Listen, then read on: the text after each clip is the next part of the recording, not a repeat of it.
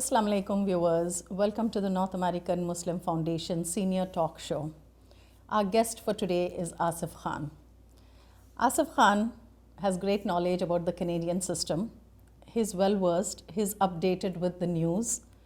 You ask him about the solar system and he's going to tell you which steroid is going to fall on whose head. So he's very well versed, a great gentleman to speak to. So our guest today is Asif Khan. Assalamu alaikum, Asif Khan. Welcome, Islam sister. Thank you so much for joining our North American Muslim Foundation Senior Talk Show. It's a pleasure to be here. Thank you. Thank you. As we ask all our guests, our first question is always, how did you immigrate to Canada? So would you like to share some light about your immigration to Canada? Sure. Thank you for asking this question. It's interesting question for each and every immigrant to Canada and becoming Canadian. Yes. In my case, I was very much interested in going overseas, updating my education when I was a young guy, and that was 80 plus more years ago. So coming to Canada was a blessing for me. I wanted to go to England, Germany, but they were not taking immigrants at that time in 50s. Canada was the only country which was taking immigrants, and I was fortunate to have been accepted and have the opportunity of coming to Canada. When I came to Canada 57, 58 years ago, it was a very different society, very open and very much free society. And if I tell you some of the incidences at that time, you will be surprised and your viewers will be probably think. Yeah, we would definitely like to hear one or two incidents. When I came to Canada, was it like that or not? But believe me, $1.25 was the wages at that time per hour. $1.25? $1.25. Today is $14.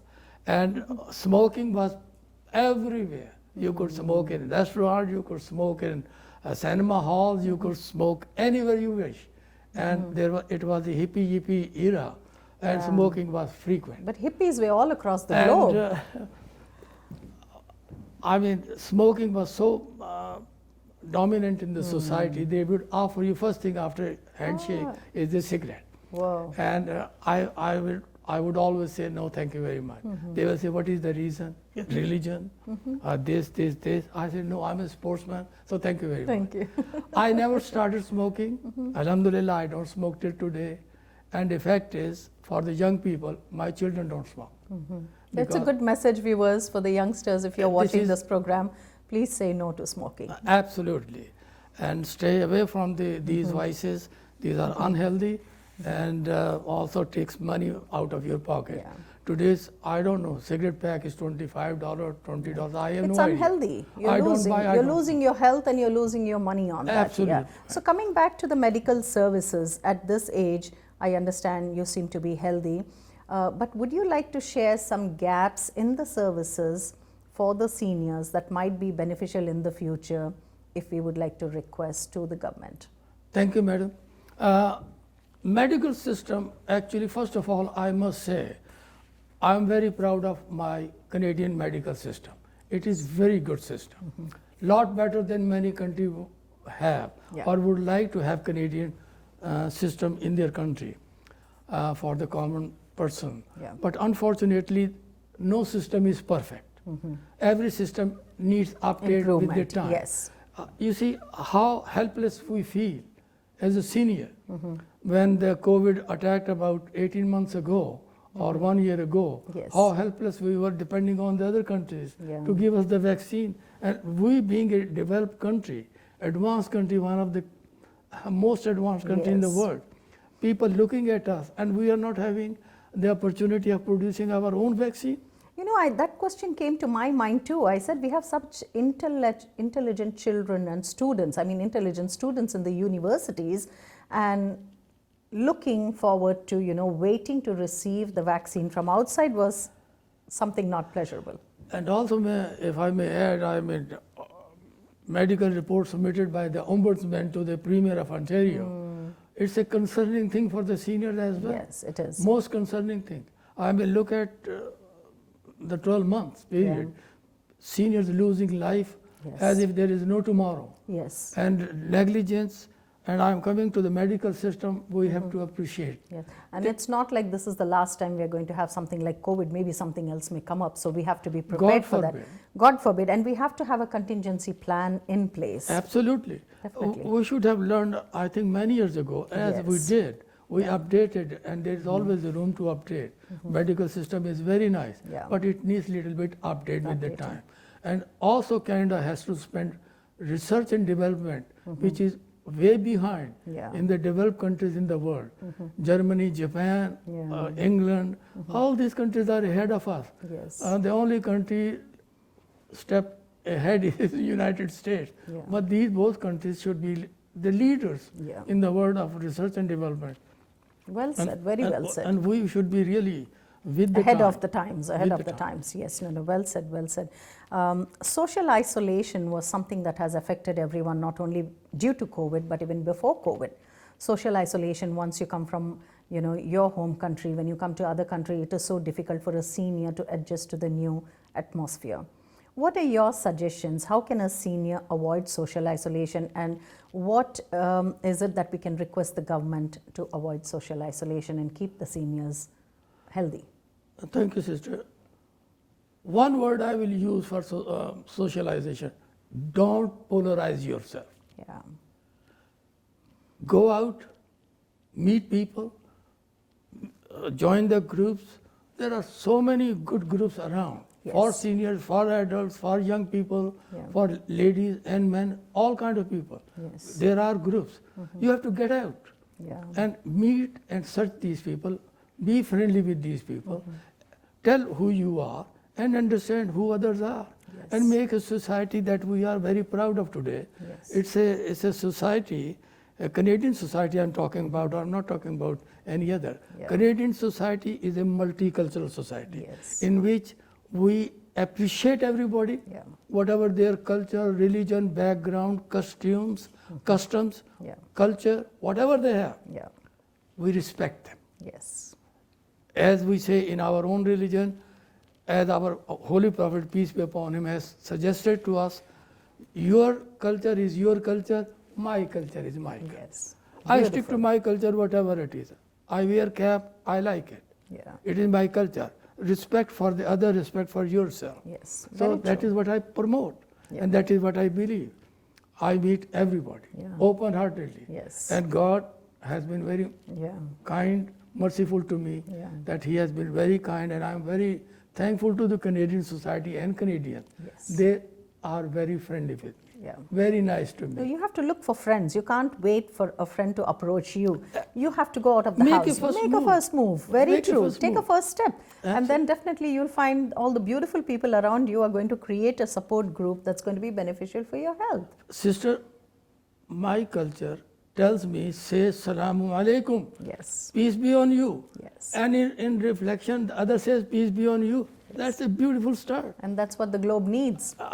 That is what it means. Yeah. Salamu Alaikum doesn't mean Yeah. bad, it means peace be on you. Yes. So we are sending peace and receiving peace. So what do you do to maintain your physical and mental balance? Madam, And what are the suggestions again that you could do to other fellow seniors? I am a person, by nature I'm a very quiet and person. I don't want to be much, but I do move, and I'm active in political circle, I am political and social, Yeah. volunteer circle, and I promote Yeah. volunteerism. Culturally, religiously, society-wise, you have to be mobile Yeah. to contribute. Money is not everything. Yes. Your time is something. Yeah. Live for the others and Yeah. live for yourself Perfect. later. Well That said. is the contribution that I have learned myself in this country through my religion, through my culture, Yeah. and this society is giving me every opportunity to be involved into multiculturalism as a volunteer. As a volunteer. I don't receive any payment for anything. Yeah. And also, if I may be very humbly suggest, all these my bars, they are suggesting medals. And these medals are volunteer. Yes. I urge you to get involved and receive all these good things Yeah. which Canada gives to each and every one of Yeah. you. and you have the Yeah, and plenty be of an time. example in the society, be an example so that you can, continue Madam, the legacy. this society is so nice. Yes. If you do a little, Yeah. they will come to you Yes. and recognize you. Beautifully said. Who am I? Beautifully said. I am Yeah. nobody. I am a very ordinary person, ordinary Canadian. But Canada has given me so much. Yeah. I can be very thankful, and I don't have, my vocabulary fails me Yeah. to thank Canadians enough. That's true. Our next question would be, how would you have any suggestions for the people who are unable to manage their finances? For example, yes, some people who have been here for a long time did have the financial support that they required. They created a financial plan for themselves. But what about those seniors who are just receiving the old age pension and receiving limited income?